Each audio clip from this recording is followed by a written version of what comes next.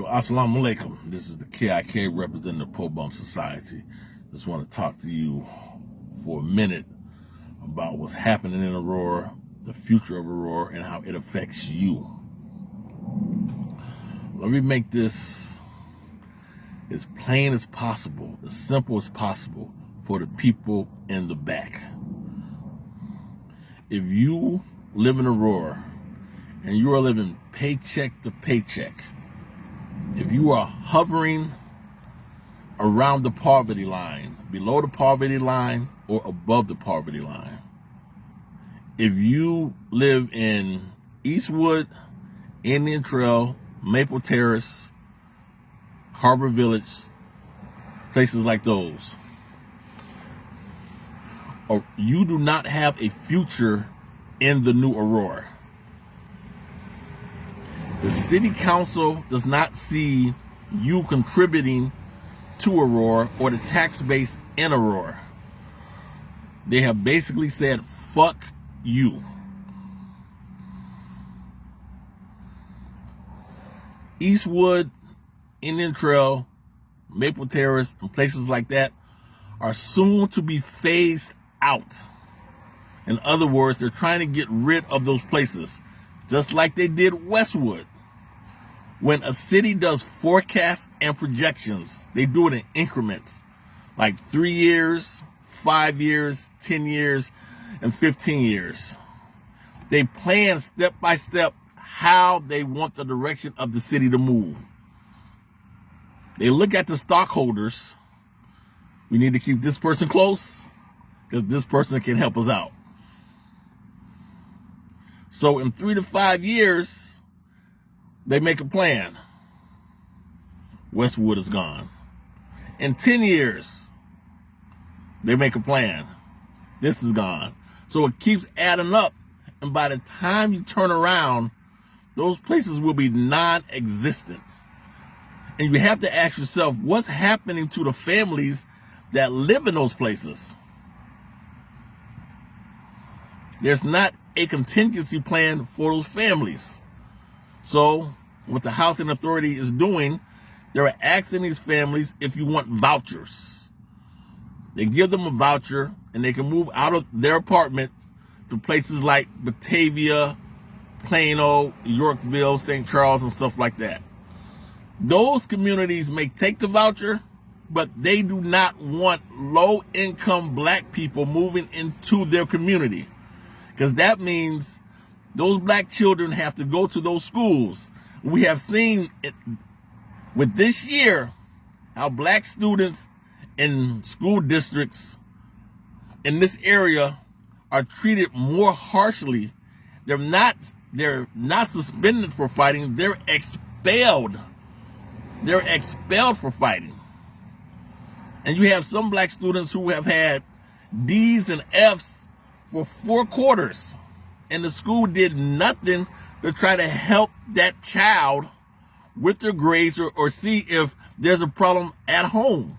They just let the child skate through, and then when the child gets in trouble, they use that as a precursor to say you weren't doing anything anyway, so we're not going to suspend you, we expel you. This is going across all school boards in this area. And so if you're a black family or a Latino family and you're living up in these places, what does that tell you? Aurora does not have a future for you. They don't care. All of the development up in Aurora is happening in downtown Aurora or out by the Fox Valley Mall or on the outskirts of Aurora. So now Aurora truly has an inner city. It's fragmented. There's not one Aurora. There's damn near 4 or 5 Auroras now. You have downtown Aurora, which has a white gatekeeper mentality that strangles downtown Aurora. And any time a person of color wants to do something in downtown Aurora, they have to go through a board or a committee of people who are mostly white and don't understand black culture. You have out by the mall, and some of them, you know, say they live in Naperville, You have the far west side. You have the west side. It's all crazy, but it's not one Aurora. So when you look at the demographics and stuff of Aurora, according to the census, black people are 10 to 11% of the population here in Aurora. There's nothing in Aurora that attracts a black family or a black business to come here and set up shop in Aurora. There's nothing in Aurora that says black people are here. Nothing. There's nothing in Aurora to keep a black family after their children graduate high school to keep them in Aurora. Most families leave Aurora. They go to Yorkville or St. Charles. For instance, how many of your classmates from 1990, 91, 92, 93, 94, 95, 96 actually still live in Aurora? They don't, because there was nothing here to offer them, so they took their children and went to a better school district. That's what I'm trying to tell you. So I'll just sum this up by saying this. Aurora, in the future of Aurora, how Aurora sees things, they do not have a plan for low-income people here in the city of Aurora. You're being brushed under a rug and forgotten about. They do not have a plan for you. When businesses come to Aurora, like Penn Entertainment, they don't go in the back room and sit down with the mayor and people up at the city and be like, you know what? I wonder how this new casino will affect black people here up in Aurora. Let's make some plans to cater to them. No, they don't care about that. Their main concern is getting a return on their investment and how you can use your money to go to their casino to give them more money. There's no plan for you. There's no plan for us here in Aurora. So if you live in these areas, or if you live check by check, you need to apply pressure to your black and Latino aldermen and ask them, what's the game plan? Black and Latino preachers need to be speaking about this, because nobody is speaking about it, and they act like it don't fucking exist. Because most of these so-called preachers are in the hip pockets of politicians. You either speak for the people or get out the pulpit. Plain and simple. You get black preachers in Aurora who won't speak truth to power because you so buddy-buddy with aldermen, so buddy-buddy with the mayor. But look at the condition of our people out here, man. There's nothing in Aurora that says black.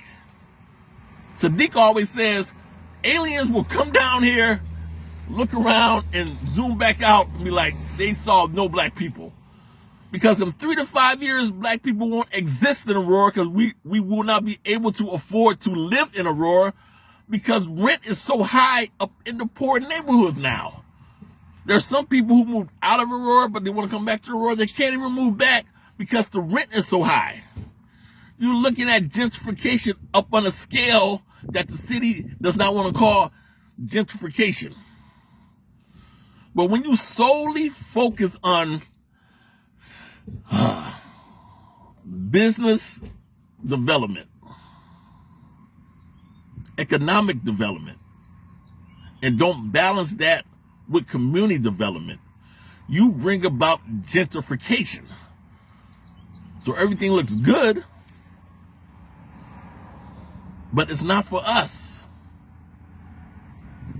The apartments and condos they're building downtown, we can't afford that.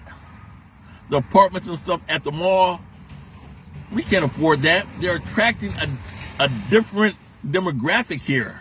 That's not for us. They're building up apartments, but Eastwood, Indian Trail, Maple Terrace, those will soon be phased out. Can't you see what's happening here? They're basically saying, fuck you, nigga, because you don't contribute to the city. That's all I want to say. But the black and Latino aldermen, you need to speak on this. You need to reassure the people that there's a plan for them here in Aurora, because a lot of people are scared. They don't know what to do. And Even before I go, this is the last thing. Even the new senior housing at the old Copley building, most seniors can't even afford that for a goddamn studio apartment. Come on, man. It's just crazy. And nobody is saying put the brakes on. Nobody. See ya. So that's all I want to say. But this is the KIK signing off for the POBUMS Society. But you need to understand the economic condition here in Aurora and how it affects those of us who live paycheck by paycheck, who are hovering above or below the poverty line, and how this new economic development affects us. All right, that's all I want to say. Peace. I'm out. Apply pressure.